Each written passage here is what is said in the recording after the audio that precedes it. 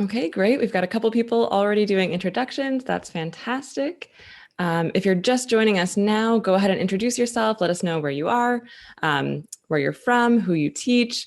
We've got Domi here. We've got Darlene here. Hello from Calgary. Barbara from Washington, D.C. Irina from Minsk. Great. So again, if you're just joining us, we're just getting started and set up. So go ahead and introduce yourself in the chat so we know where you are and who you are. And you can use that chat box that you're using right now to interact with us throughout the webinar.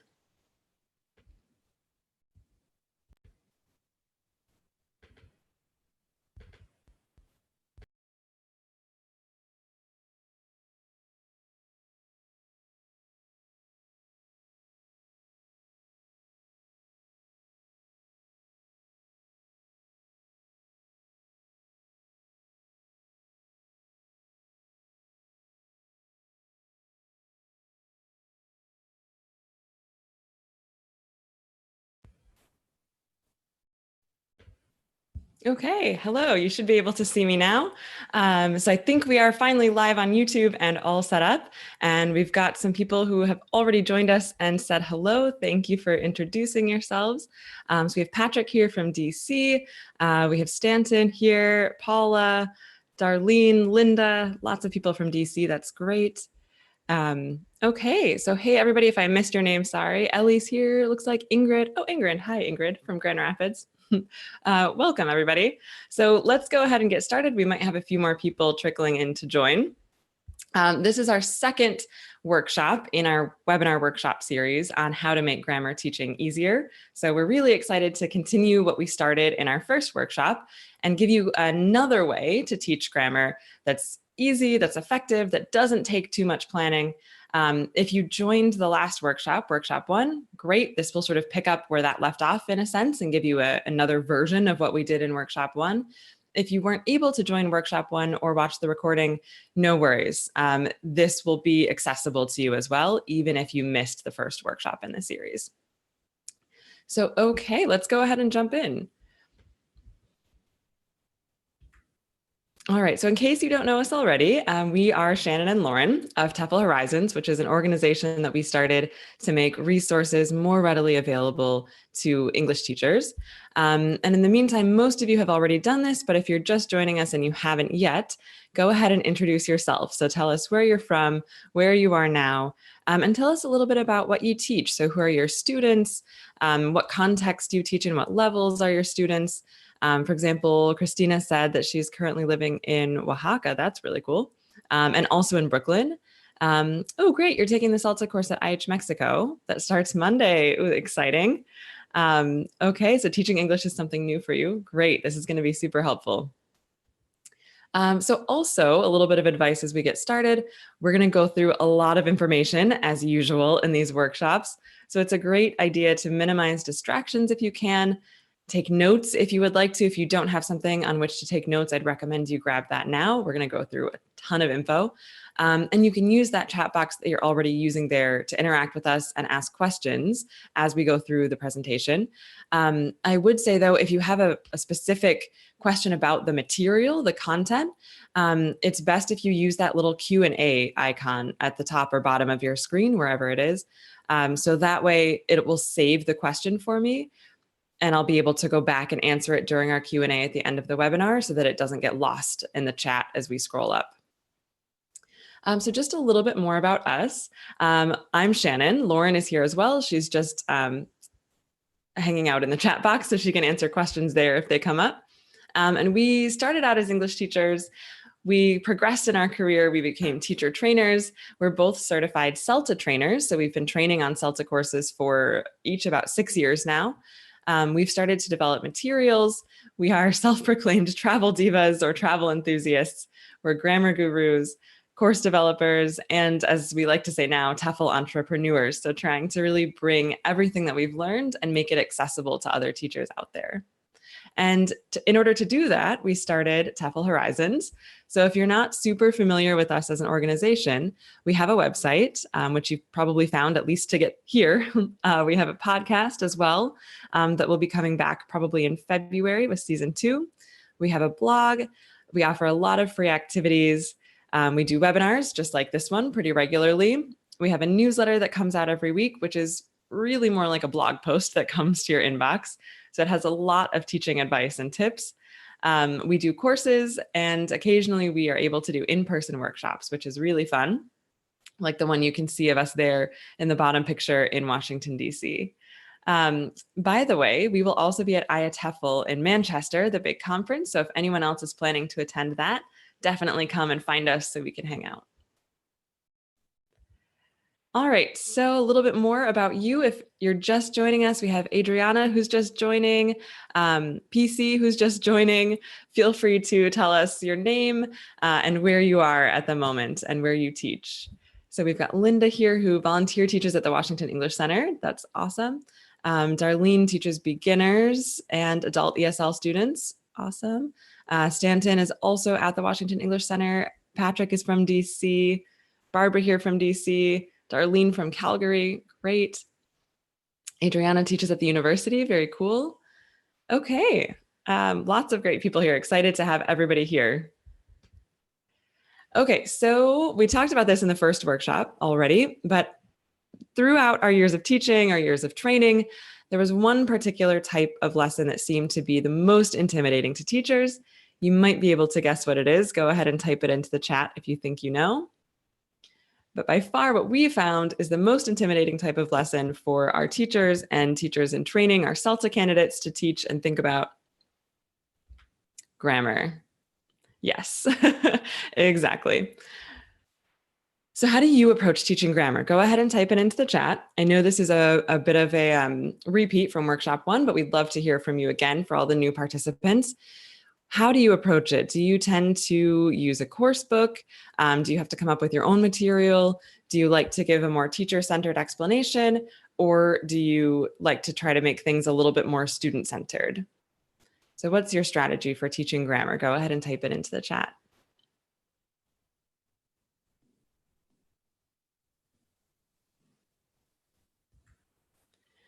All right, so Adriana says course book and different material, excellent. Good. And while you're at it, think about this question as well. What are some of the challenges of teaching grammar? So why is it that our teachers and teachers in training feel so intimidated by grammar lessons in particular? Oh, somebody says they start with a lead-in. That's a great strategy. Linda says follow the course book, but supplement with other materials. Great. So again, go ahead and type into the chat box. What do you find are the biggest challenges when it comes to grammar teaching? For example, one thing that teachers and students often say with grammar lessons is that it can be boring. So boring for the teacher to plan. They're worried that it's going to be boring for the students to go through the lesson. It just seems like there's no way to make things like the present perfect or the past perfect continuous terribly interesting, right? What are the other challenges you've come across when teaching grammar? Linda says, I learned grammar through, oh, it just went up. I learned grammar through phonics. So grammar rules are a new language for me too. Yes, I think many native English speakers feel that way. We learned grammar implicitly, right? Nobody sat us down and one day said, okay, today we're going to learn the past tense, honey, right? We just kind of picked this stuff up.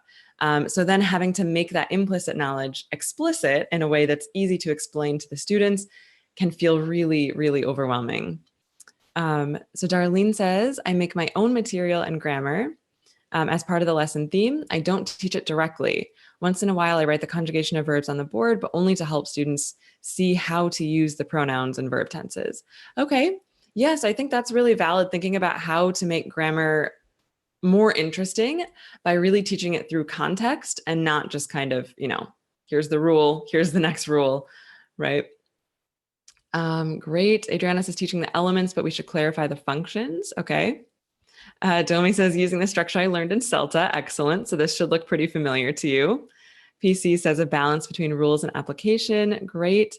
So Ellie says, I think this is one of the challenges of teaching grammar. Students say it does not exist in my native language or it's different.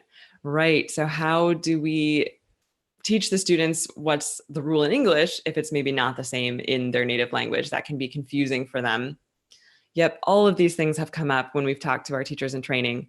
Another big one that hasn't come up yet is the amount of resources it seems to take just to plan a single lesson.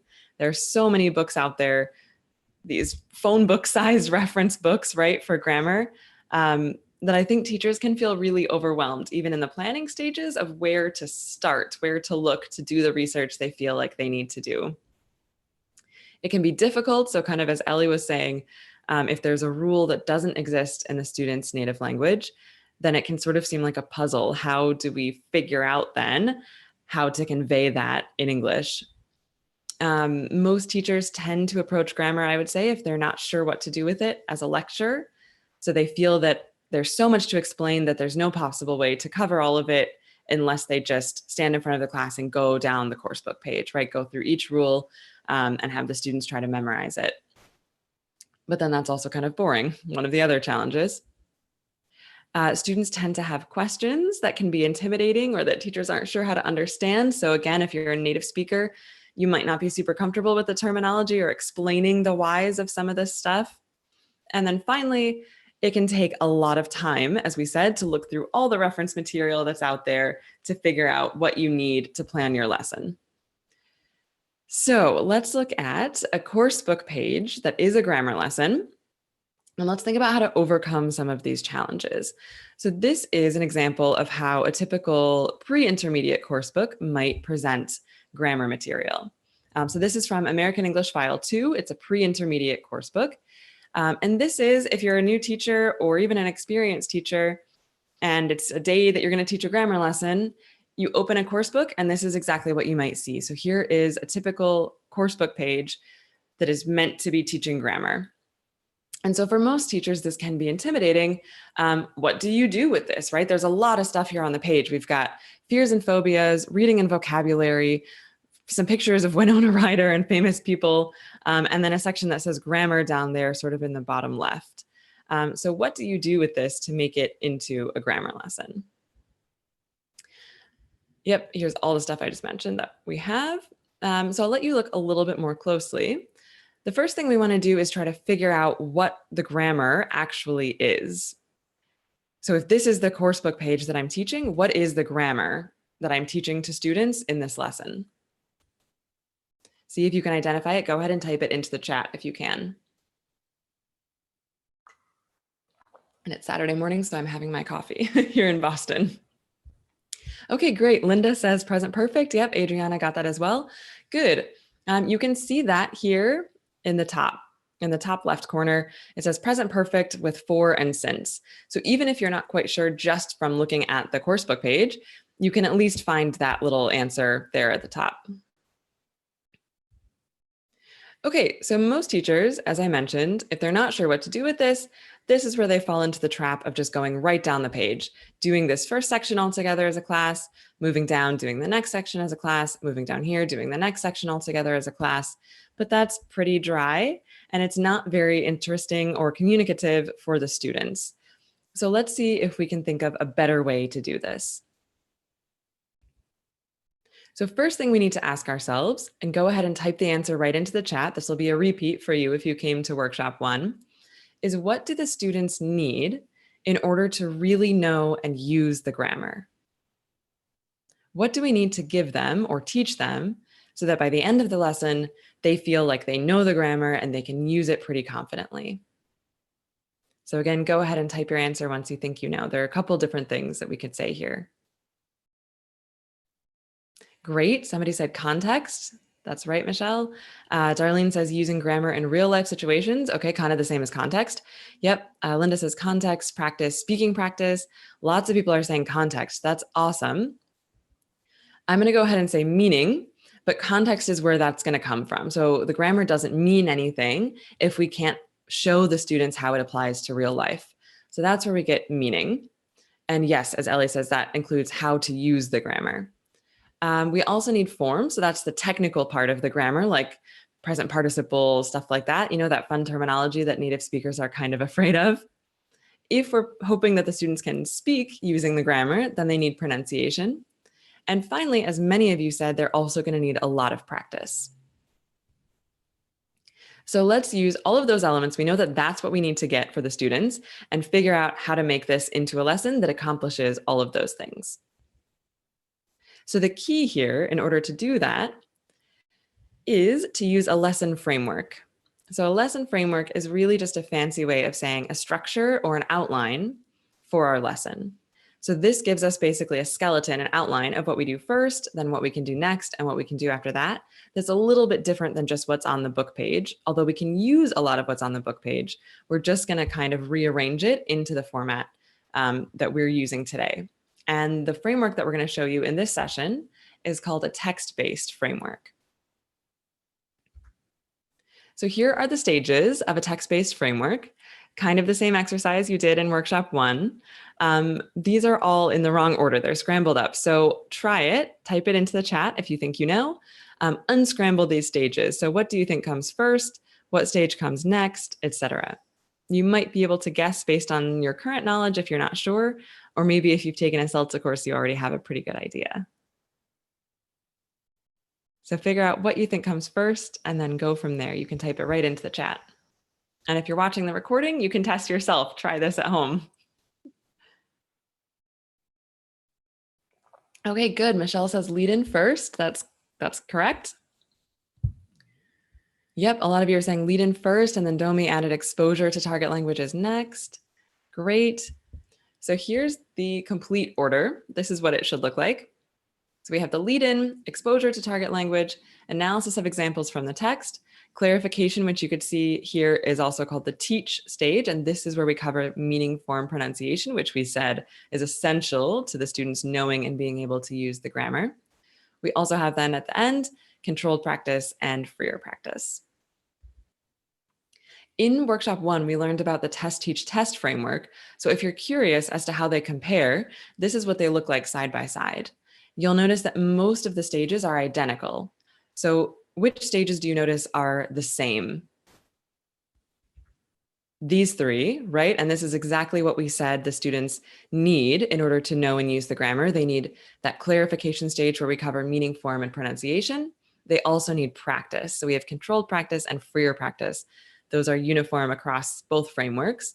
And then at the top there, you can see both lessons also have a lead-in. So that's not changing either. So the only thing that's really different is the stage that comes right after the lead-in. In a test, teach, test framework, that stage is called the diagnostic test, whereas in a text-based framework, that's called the exposure to the target language stage or comprehension work. I'll show you what that means as we go through it. And then we also have this analysis of examples from the text stage. So what this means really, the only difference between the 2 frameworks is the way in which you first introduce or present the grammar. In a test, teach, test framework, which we learned about before, the way that students first see the grammar, the way that you present the grammar to them, is through this diagnostic test, through an exercise. In a text-based framework, the way that you present the grammar to the students, the way they first see it or encounter it, is through a text, hence the name text-based framework. Remember that a text can be written, but it can also be an audio text. So a listening text also counts as a text. It doesn't just have to be a written document. So the first time students see the grammar, that's the main difference. Remember in the lead-in, we're not bringing up the grammar yet. That's just to set the context, get the students engaged. So it's really not till that next stage where we first sort of give the students the grammar. So let's look at how that works in a text-based lesson. So this is our coursebook page again. Do you see anything here that looks like a text? Hopefully you've identified that section over here that says we're all afraid. It has the pictures and then obviously it has 3 short texts there. That's our text. So that's where the grammar is going to come from. So presumably, if we're teaching the present perfect with for and since, there are examples of the present perfect with for and since already planted in that text. Okay, but if we go back to our framework, we're not starting with the text. We're starting with a lead-in. So let's see what we need to do for that. So the lead-in, again, as I said, it's not to introduce the grammar. I think a mistake that teachers often make is starting their lesson by saying, okay, class, today we're going to learn about the present perfect with for and since, or today we're going to learn some grammar. I understand that you want to be straightforward about the topic of the lesson, but at the same time, if you think about it, if I'm a student and I'm a little bit intimidated by or not terribly excited about grammar, if that's the first 5 seconds of the lesson, I've already switched off. I'm already thinking, oh man, this is grammar. Grammar's hard. Grammar's boring. I'm not excited about what's about to happen. So instead, we want to kind of trick the students into enjoying our lesson, even if it's a grammar lesson, by making it seem fun and making it actually be fun right from the start. And the way we do that is by setting a context. The context is not the grammar itself. The context of this lesson is not the present perfect. The context is really a topic or a theme for the lesson. So this is going to get the students engaged. And then later on, it's going to help them understand in what real life situations the grammar kind of naturally occurs. So it's going to make the grammar mean something. So that's what we have to ask ourselves. In what situations or contexts would we typically use whatever grammar structure we're teaching? And then from there, how can we get the students to relate to that context or that situation? And the trick in doing this is to give an example so the students know what they're supposed to do, and then get the students talking and relating to the context in a personalized way.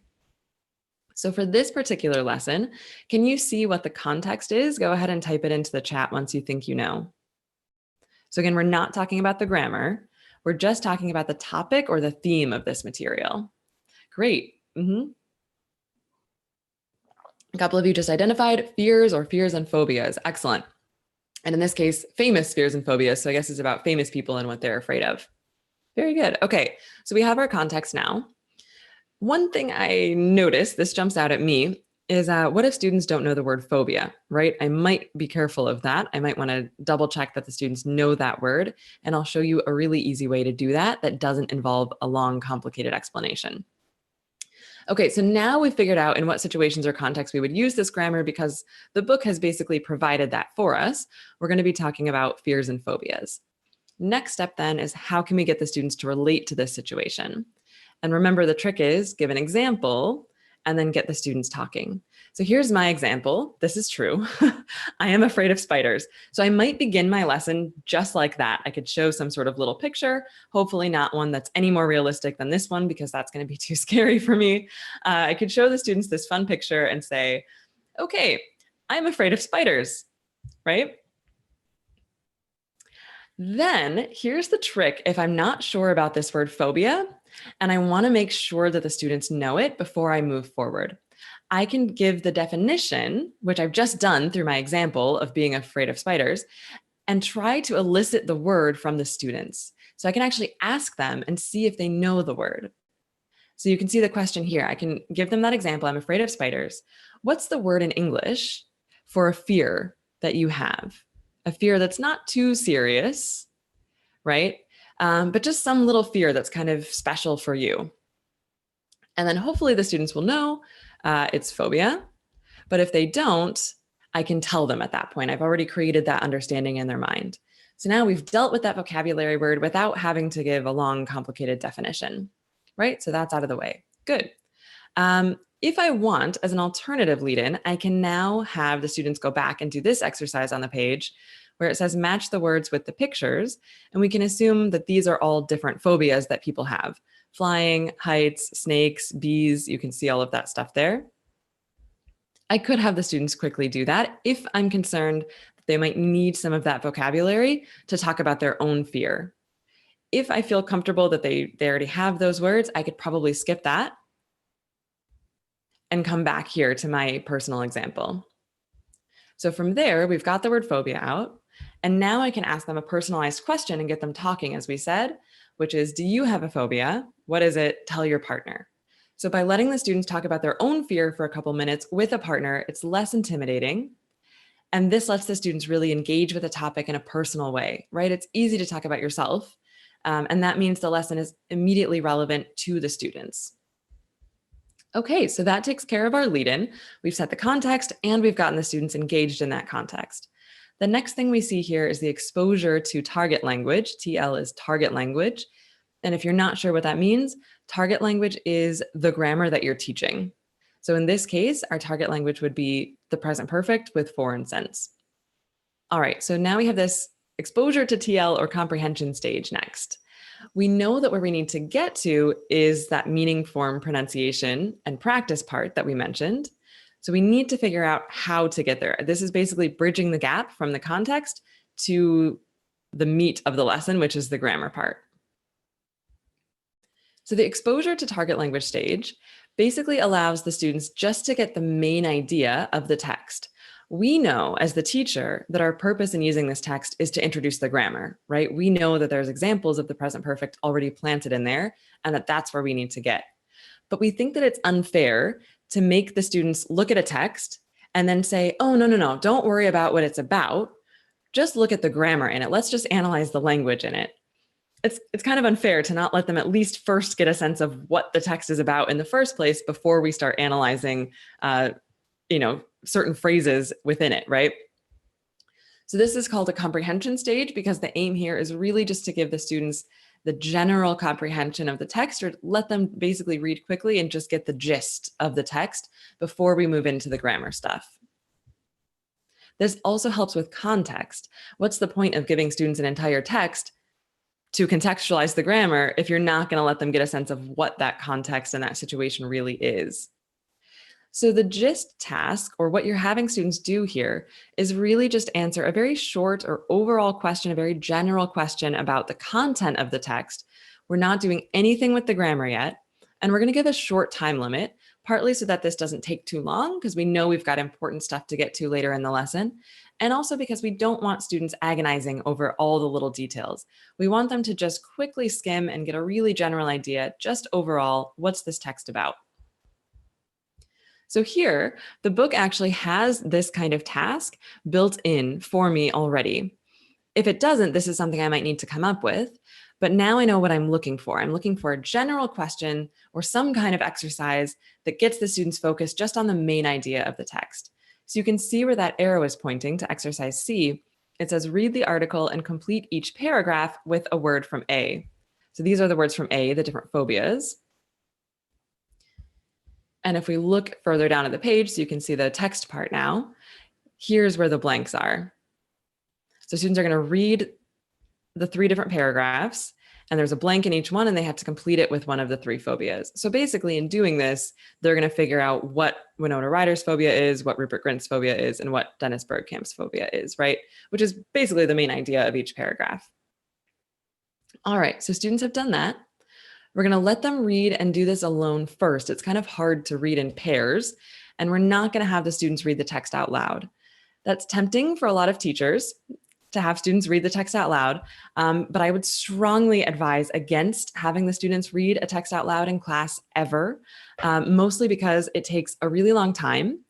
It's not very authentic, so it's not the way proficient English speakers read things in real life, right? When I read an article, I read it silently to myself. I don't sit there and read it out loud. And also, it really doesn't give the students the best shot at comprehending the text.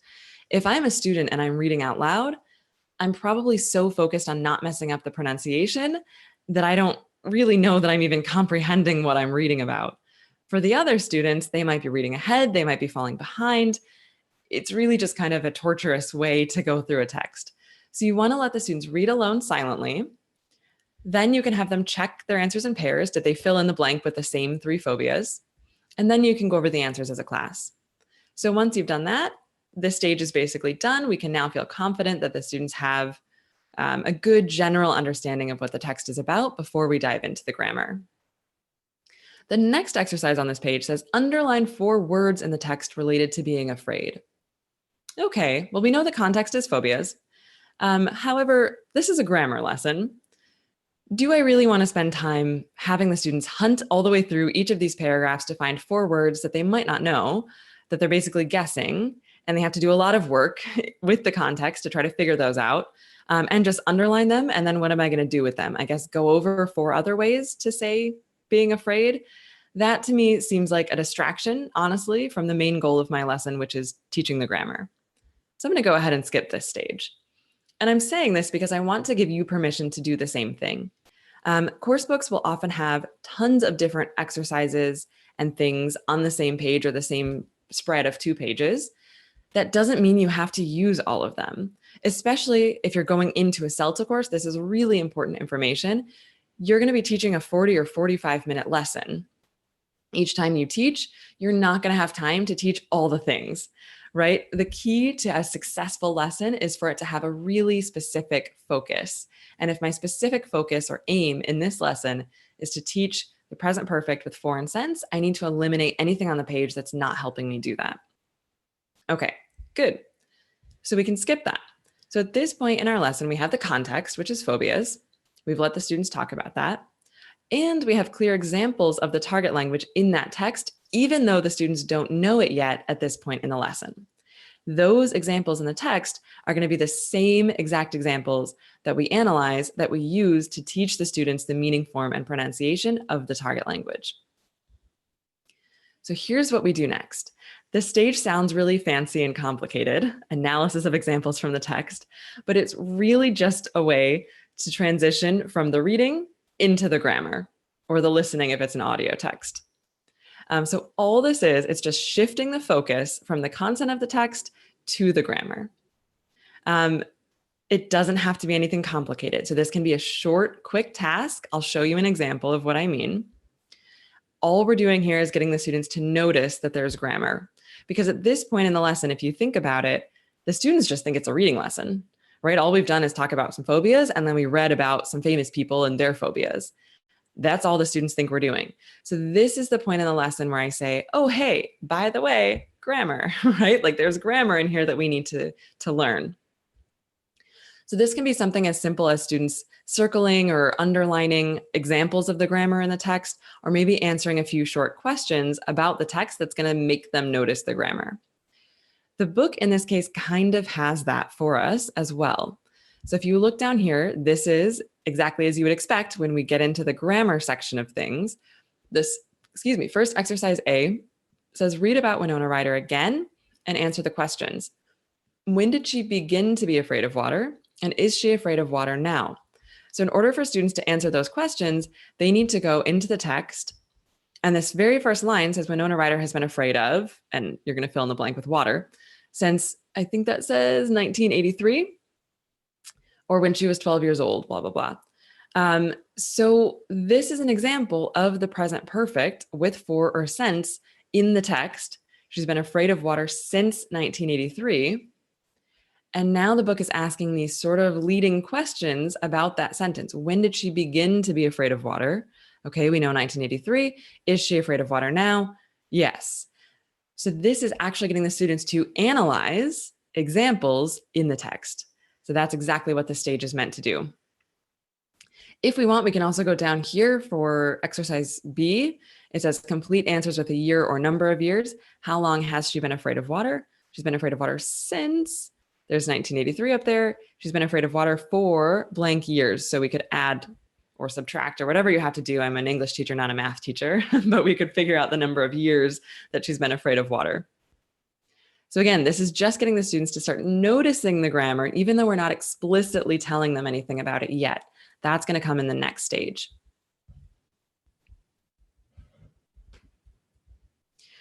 Okay.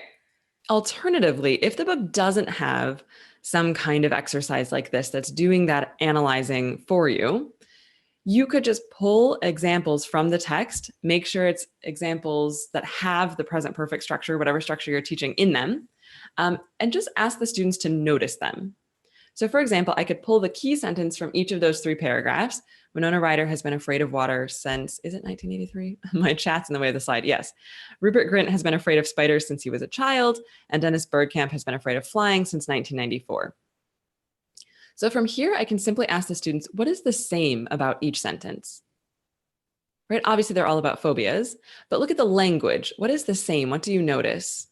Right? So now I'm getting students to analyze these 3 examples and just start kind of thinking about the grammar. Hopefully, they'll notice that what's the same is this structure right here in the middle, has been afraid, has been afraid, has been afraid of something since, right? That's a really easy transition from there into the clarification stage. So this is where we get into the grammar, and this is where we really teach students the meaning, form, and pronunciation of the present perfect with for and since. So this is the teach stage, as we know, but we can still involve students throughout this stage, and I'll show you how. The key is to use the examples, like those 3 examples that we just looked at, and we're going to ask questions about those examples rather than just trying to explain what the present perfect is. So the book, again, is kind of already doing this for you. Here's that exercise we looked at before, where it says complete the blanks with a year or number of years. How long has she been afraid of water? So since with a blank or for with a blank. So this can give me two sentences to analyze to show the difference between since and for, right? We say since 1983, but we say for 36 years. If I'm not super confident on how to explain the grammar myself, common for native speakers or for anybody who's not super grammar confident, the nice thing about these books is they often have something called a grammar bank or some kind of section in the back that's going to go over some of the rules for you. So it can help you as a teacher prepare for your lesson. So here the book is directing me to the back of the book, page 138. If I go there, I'm going to find a couple of important things. So first I find, here's the grammar that I'm teaching, present perfect with for and since. I have some examples in that white box at the top. And then underneath that, the bullet points in purple, it actually tells me the reasons that the present perfect is used here. So we use it, as you can see, with for or since to talk about actions and states that started in the past and are still true now. Okay, and then over on the right, underneath that little red box, it says we use since with the beginning of a period of time, for example, since 1990, and we use for plus a period of time. So the beginning of a period of time versus a period of time. Okay, so now I have the rules, basically. This is what I need to communicate to students. And now I just need to figure out the best way to do that. The nice thing about these books is they'll sometimes also give you these little like pay attention boxes where it's going to bring up potential areas of confusion that the students might have. So this can help you anticipate questions that students might ask. For example, it's saying you can't use the simple present in this situation. So they can't say things like, how long do you live here? It has to be, how long have you lived here? Okay, good. So let's go back to our two examples. So now we have a really clear example from the text that students have already thought about and looked at because they've read the text. And we have a really clear example with for. And now we can ask students questions about the similarities and the difference and the context to really get at the meaning. So this prevents me completely from having to do a long teacher-centered explanation. This is how I'm going to involve the students. So can you think of some questions? Go ahead and type them into the chat that I could ask the students to get at that meaning. Remember, we know that in general, we use the present perfect to talk about something that started in the past and is still true now. And we also want to get at some questions that help the students understand the difference between why we use since in the first sentence and why we use for in the second sentence. Great. Domi asked a really good one. Is she afraid of water now? Okay, that's great. What else? There's one you could probably ask even before that, which is, did her phobia of water start in the past? And remember, even though I'm talking about the present perfect, which is very general and grammar-y, you can use that context. So not just asking, for example, okay, everybody, this is the present perfect. So why do we use the present perfect? Do we use it for something that started in the past? No, just use the context, right? We have these examples about Winona Ryder. We're talking about her fear of water. So we can just ask, did her phobia of water start in the past? And then the next question, as Domi said, was, is she still afraid of water now? So in the students getting those answers correct, now we have communicated in a very efficient and student-centered way that we use this grammar for something that started in the past and is still true now. Okay, now we can focus on the difference between since and for. And again, we learned that we use since with the beginning of a period of time or a specific point in time might be more clear, and for with a length of time or period of time. So we can just ask those exact two things as questions. And now we're good. So the students basically have the meaning. If I would like to help them notice a pattern even further, I can repeat those same things with the next examples. So if we say Rupert Grint has been afraid of spiders since he was a child, and he's been afraid of spiders for a long time, we can ask those same kinds of CCQs with this example in context. If I feel like the students need it, I can repeat the same process with the Dennis Bergkamp examples. Okay, good. If you notice, we go back to that page in the book, it actually kind of does this for you. So this is a nice example. This does not always happen with course books. In this particular case, the book is actually asking those CCQs for you, more or less. Use blank for since with a period of time, and then use blank for since with a point in time to get the students to kind of figure it out on their own. So this is basically what I just did, but on the board. Okay, so we've covered meaning. The next thing students need is the form. This is where those parts of speech, that terminology comes in. And I'm still going to use that same strategy. Instead of just explaining to the students, I'm going to ask questions about the examples. And as I ask questions, I can write what they say in a different color marker on the board. So at the end, it's going to look something like this. So I can actually ask them, what is she in the sentence, right? And hopefully they'll say subject. Then what comes next? What is this? And then what do I need after that, right? And as they give me the answers, as I said, I can write them up right underneath the example. So students now have a really clear illustration of how they need to structure this grammar in order to be correct when they use it. If you're not sure about this information, don't forget you can use that back of the book page to help you. It's going to say that as well. It actually tells you present perfect plus for sense, and sometimes it's even going to give you that formula, although not always. It's also helpful to go over the question and negative structure with the students, and it's going to give you a little information in the back of the book there as well. It's not going to give you everything always. So if you're not super confident, we'll talk about what you can do near the end of our session. Okay, so again, even if I want to go over the question form or the negative form, like she's not been afraid of water, she hasn't been afraid of water, I can elicit that from students. So try to get the students to tell you, okay, look at these sentences. How could I make this into a question? How long has she been afraid of water? Since 1983. All right. So we've covered meaning, we've covered form. The final thing we need to do before we move on to practice is pronunciation. So that means I'm basically just going to model the sentences, say them out loud, and then gesture to the students and let them repeat. I want to highlight natural pronunciation. So that means that I could focus on things like contractions. For example, she's been afraid of water rather than always she has been afraid of water. I can point out things like that. But again, you can elicit that from the students. Listen, she's been afraid of water since 1983. Do you hear any words that go together? So use techniques like that to keep the students involved.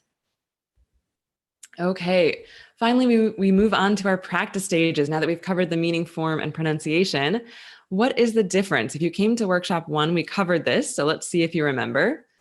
But if you didn't, take a look, and what do you think? We have 2 different practice stages. These are the last 2 stages in our framework. Type it into the chat. What is the difference between controlled practice and freer practice? And why do we need one before the other, and why do we need both? Let's see what you think.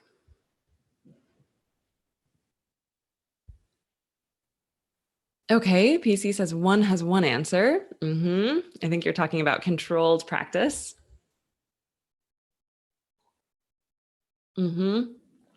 Great, Christina's got it. Controlled focuses on accuracy. Freer practice focuses on fluency. That's exactly right. So controlled practice is going to test that the students can use the target language or the grammar we've just taught them correctly. And then the freer practice is going to check and see if they can use it, incorporate it into their fluent everyday conversations. So as we said, the controlled practice gives students practice using the target language, in this case, the present perfect with for and since, accurately. We want to see if they can get it right.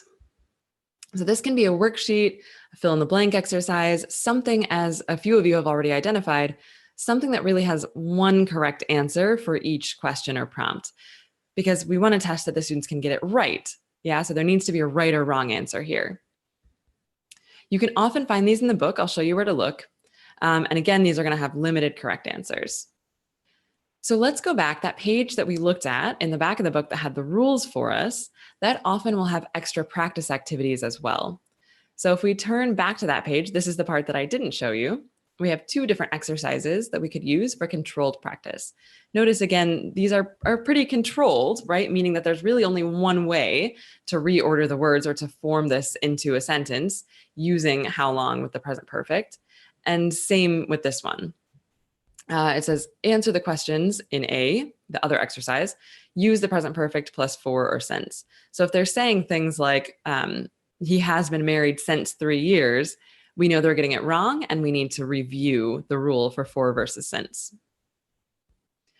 As with anything, any exercise that the students need to do and really focus on, we want to let them work alone first. So do it, try it, give them processing time. Then they can check answers in pairs, and then we can go over the answers as a whole class. That's going to wrap up controlled practice. So now we've given the students a test basically to see that they can use the grammar now that we've taught it and get it right. Now we're going to let them try out the language with a lot more freedom. So this freer practice stage is where the students get to practice using the target language fluently and really trying to incorporate it into their normal conversations. This should be done in pairs or small groups so that the students can be talking to each other and interacting. It should be personalized so the students can really feel how the grammar relates to them. And again, this is where they're going to get a lot more freedom with the language. Let's look at what a freer practice activity could look like. Sometimes the book will have these for you as well, although they're not going to be labeled freer practice. They might be labeled something like speaking. This is the next page in the book, just past the one with the text with the famous people. So I'll zoom in so you can see what the task looks like. So if you look, it says speaking, but the whole point of the task is for pairs. It says ask and answer in pairs. That's a good indication that it's a freer practice. Person A asks person B, how long questions. So how long have you known the other students in this class? So first they have to figure out how to form the question correctly with the present perfect, and then they're going to ask each other. So that part is slightly controlled, forming the question, because they've got a lot of prompt here. But the answer is going to be pretty free. It could be for, since, whatever the student says. So this is personalized. It lets the students interact, and it lets them talk about things related to themselves using the grammar that they've learned that day. Alternatively, if you want to think of another idea, I can offer this one for you. You could have the students do a mingle. So you could take sort of the similar starting point of that previous exercise we just looked at and change the structure just a little bit so students have to survey everybody else in the class. And I like to keep everything in context, so I'm going to change it just a bit and make it about phobias still. So for this exercise, I could say find out one or two things everyone else is afraid of, and make sure you write down how long they've had each fear. So if I require the students to do that, that means they're going to have to ask questions like, how long have you been afraid of spiders? It's a good idea to do a demo because this is a little bit complicated. A demo is a fancy way of saying an explanation or an example. And then I'm going to give the students a reason basically to do this. So as you talk to everyone, see who's had their fear the longest and whose fear is the most recent. So now that's going to motivate me as a student to find this data. It gives me a reason basically for asking all of these questions. It also, if I ask the students a question like this at the beginning, or give them a task like this at the beginning of the exercise, as the teacher, once the students are done, it gives me a jumping off point to get feedback, right? After the exercise, I can elicit some responses. Okay, who did you find has had their fear the longest? How long have they had that fear? Whose fear is the most recent? How long have they had that fear? Yeah. So this is a nice personalized way. It gets the students up, moving around, talking to each other, and they're using the present perfect, hopefully at this point, almost without even thinking about it. Okay, and that wraps up our lesson. So just to review, we've got the lead in where I'm going to set the context, not get into the grammar yet. So that was my example of my fear of spiders. Then we have the exposure to target language stage, which is really just comprehension work. So we're just going to let the students read through the text quickly and give them some kind of question or prompt that helps them find the main idea of the text. From there, we can get into the grammar. So analysis of examples from the text is when I just prompt the students to notice the grammar in the text. For example, by circling or underlining, or maybe answering some short questions about the examples. From there, we get into clarification or the teach stage where we go over the meaning, form, and pronunciation. Then we do the controlled practice where the students can check to see that they can use the target language accurately, for example, by filling in a worksheet. And then finally, we have that freer practice that's going to let the students engage with each other and really use the new language in a fun, personalized way. All right, so as we've looked through, the book often has a lot of this stuff provided for you. You don't have to completely reinvent the wheel and make up all your own material. What we did today was really just take the course book and restructure it into a lesson that makes more sense, right? That kind of lifts the material off the page and maybe made a few tweaks to keep things in context. So the book is often going to have the text already for you if it's a text-based presentation. They might have some sort of explanation. They might even have an exercise that helps students analyze examples from the text. And then they might even have controlled and freer practice for you as well. You just need to know what you're looking for, which hopefully now you do.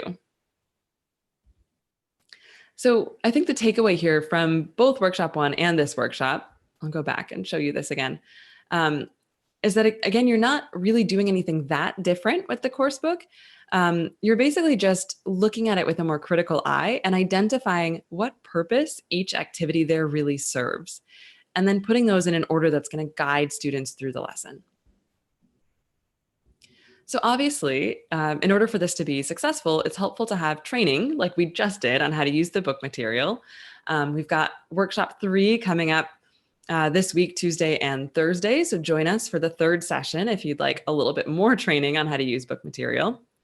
It's great to have some extra practice activities up your sleeve, and those are things that you acquire through attending professional development opportunities like this one, through looking at different books, getting more practice teaching. You're just going to find extra practice stuff. We've also got some extra practice activities that we talk about in our newsletters, on the podcast. And finally, obviously, it's really helpful if you have a good understanding of the grammar, because without that, it's pretty hard to clarify. As we saw in the book is going to have a little bit of it, but if you're not super confident with that terminology, you need a way to get that information before you actually teach the class. One way that teachers often do that is by paging through tons of reference books and then trying to sort of whittle all of that down into something concise that they can use in the classroom. But that's a pain. We know, we've been there. I remember spending hours trying to figure out what I was even supposed to be researching for my grammar lesson before I taught it. So for that reason, Lauren and I have created an online grammar course to try to solve this problem. We're really excited about it. You might have heard of it already if you attended our previous workshop, the webinar on workshop 1. But it's an online grammar course and resource specifically designed for ESL teachers. So basically what we found that teachers really needed was an easier way to get a breakdown, a clear breakdown of the grammar that they needed to teach, and to feel really confident in presenting it to their students and answering questions that their students had. So the way it works, we use these fun animated avatars of us and do short videos that really go into the meaning of the grammar. We even include things like timelines, as you can see here. There's a ton of downloadable reference material that you can use either with yourself or with your students. And then we have interactive exercises like quizzes that are going to help reinforce what you're learning in the course. You could use those with your students as well. So there are 4 modules. We cover the present, the past, and the future. So basically all of the verb tenses. And then we have an extra module on patterns and structures. So basically some other common grammar points that come up in classes very often. So for modules 1 through 3, the past, present, and future, we do the simple tense, the continuous tense, the perfect tense, and the perfect continuous of each one. So simple present, present continuous, present perfect continuous, and so forth with all of the other time frames. And then for that extra, the module 4, patterns and structures, we go over used to. So I used to have a car, I used to walk to work. The passive voice, modals, and gerunds and infinitives, those are always challenging for teachers because it's not something we've ever thought about as native speakers. So in each unit, this is kind of how the course teaches you all of that grammar. Each unit starts with a video that gives you the context. We just talked about how important context is. That's going to give you sort of an animated video or scenario, like a real life scenario, that shows you how the grammar is used. That's your jumping off point. And what this looks like more specifically, this is probably the thing I'm most excited about that we made in this course. You can see the top corner here. This would be a typical video that you might see in one of the units. This is on the present perfect. Have you spoken to your boss this morning? So you get this little scenario, and then it actually guides you to the rule for that scenario. So there are about 5 different scenarios in which we use the present perfect. There are 5 different uses basically of it. Most native speakers, again, have no idea that that's the case. And this particular video is about number 5. So we use the present perfect for an action in an identified period of time that is not over yet. So in this example, it sort of goes through and explains it's still morning. Therefore, we say, have you spoken to your boss this morning? Not, did you speak to your boss this morning? Which would mean that the morning's over. So it's going to show you things like that, which are just the kind of things that students like to ask about in class. We also give you actual CCQs that you could use in class. So those short questions that we talked about that are really important in clarifying meaning, we give those to you for each structure as well.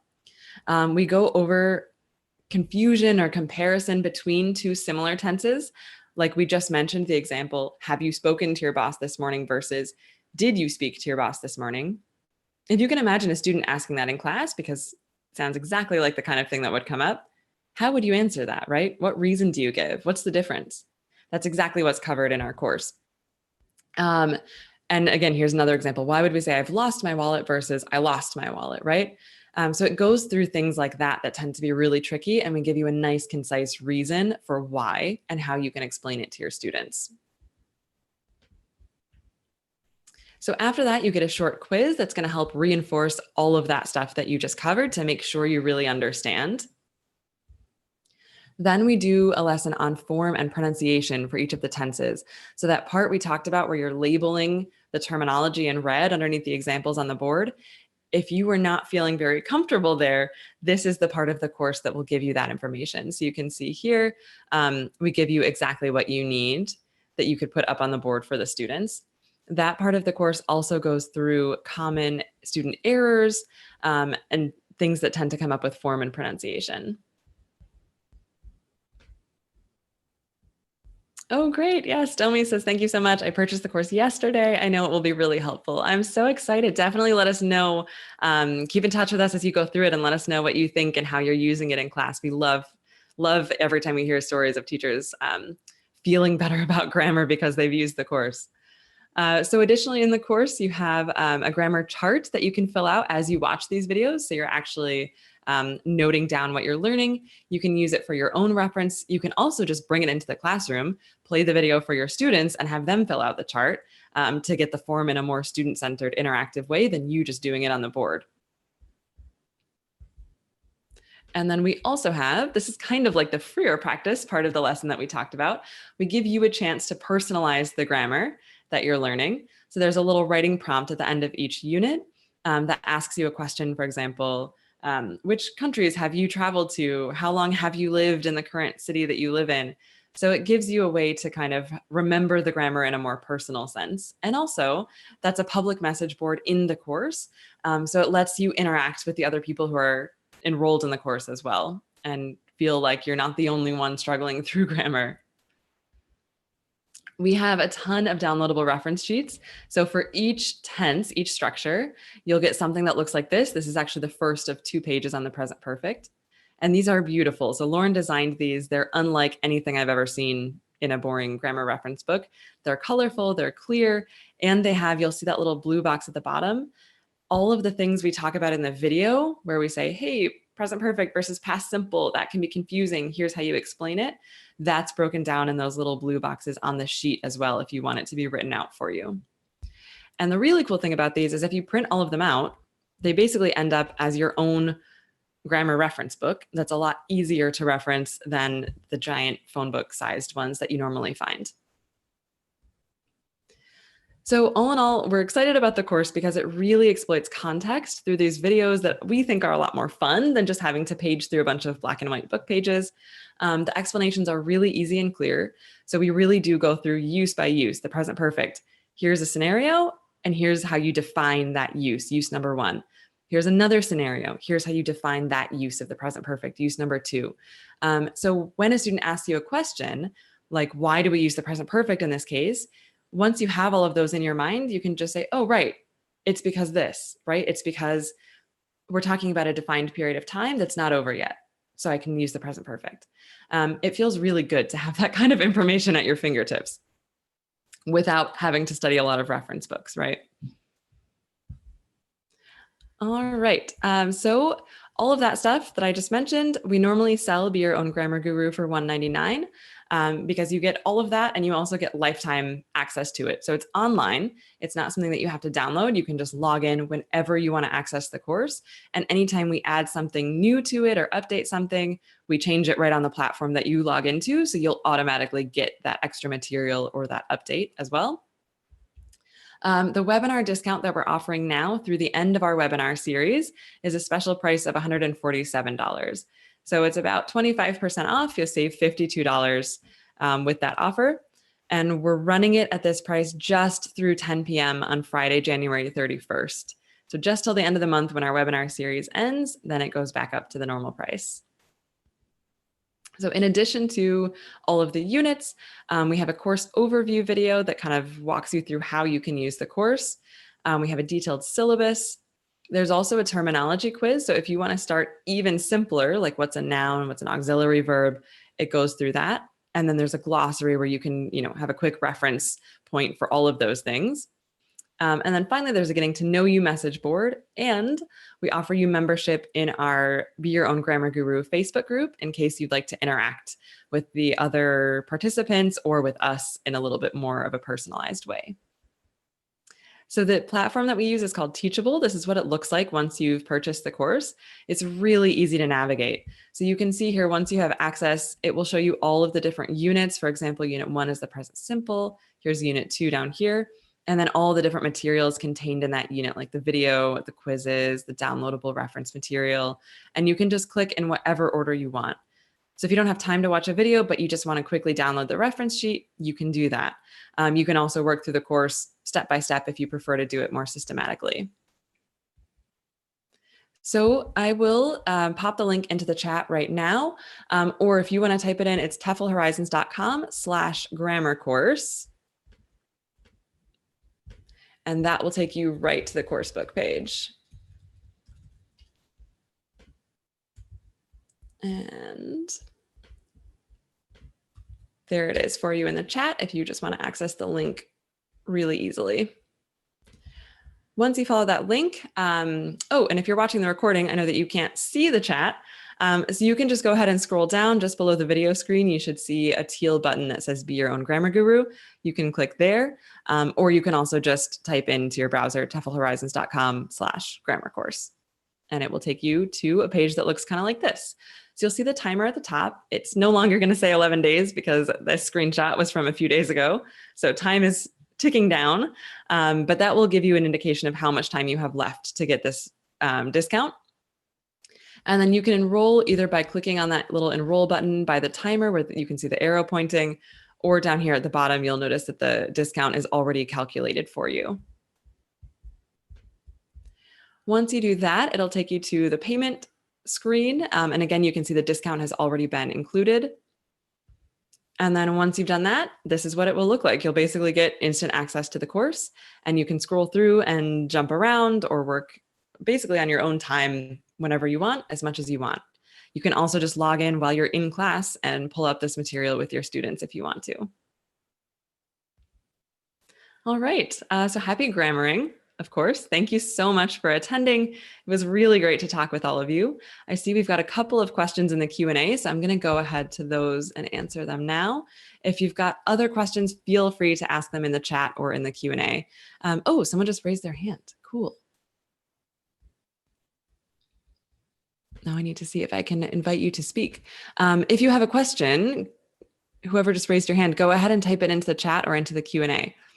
Okay, so a couple of questions as we wrap up here. Darlene asked, so using this text, you are not handing out the whole page to the students, just copying parts you want students to use? Oh, that's a really great question. I think it's up to you. It depends on whether or not students have the course book in the first place, right? If the students have this book, then obviously they already have the whole page in front of them. So in that case, they're going to see the whole page, although they're not necessarily going to be using the whole page, right? You only want them to do the parts that you are focusing on at that particular time. So you'll just want to make sure you have really clear instructions to make sure the students are only looking where you want them to look on the page. So ask short questions, for example, like, okay, we're just doing exercise A now. So if you finish exercise A, will you work on exercise B? No, right? So keep their attention really focused. If the students don't have the course book and you're preparing the materials for them, then I would advise not giving them the whole page, as you said, just giving them the parts that you want them to use. So probably like just copying the text the first time, like you said, hand that out, and then ask that just question where they have to fill in the blank. Obviously, then they would also need the options that go in the blank for the different phobias, and they have to fill in the blanks in the paragraphs. Yeah. Okay. Another question. In the freer practice, do you require students to speak the grammar accurately when asking them what they found out about the other student's fear? Another really good question. So you're talking about the feedback part, right? So the students have done the mingle, they've found their information about everybody else's phobia, they've gone back to their seats, and now you're going to ask, so-and-so, what did you find out? Who has had their fear the longest? So the question, I think, is what if that student makes a mistake when they're reporting the answer using the grammar, the present perfect? In that case, I would say, yes, you want to correct. Yep. And it doesn't have to be a big deal. But I think if they say something like, yes, Jose was afraid of spiders since 1992, right? You can direct the attention back maybe to those CCQs. Hang on. So he's still afraid of spiders now? Yeah. So would we say was afraid of spiders? No. What do we say again? And sort of get the student to self-correct. I think at that point in the lesson, you've taught all of the grammar, they've done the controlled practice, they've practiced in the freer practice. So if they're still making those little mistakes, I think it's worth just kind of gently correcting them and reminding them of the grammar that they just learned and that you want them to be using. Good. Okay. Any other questions? Okay, looks like we're wrapping up. Thank you, everybody. It was so wonderful to get to work with all of you, see some familiar faces, or I guess names more than faces, and see some new names. Join us for the next webinar workshop. So the next one is actually on Sunday, but it's this same session, so you don't need to attend that one. But the next one after that is going to be on Tuesday and Thursday. This session is also being recorded, so I will send you the link to the recording, and that will also have a reminder for your options for workshop 3, so you'll know that you can attend. Great. Thank you. Linda says, looking forward to session 3. We are looking forward to it as well. We're going to get even more into how to make grammar student-centered. All right. Have a good rest of your day or night, everybody, depending on your time zone, and we hope to see you in workshop 3. Bye.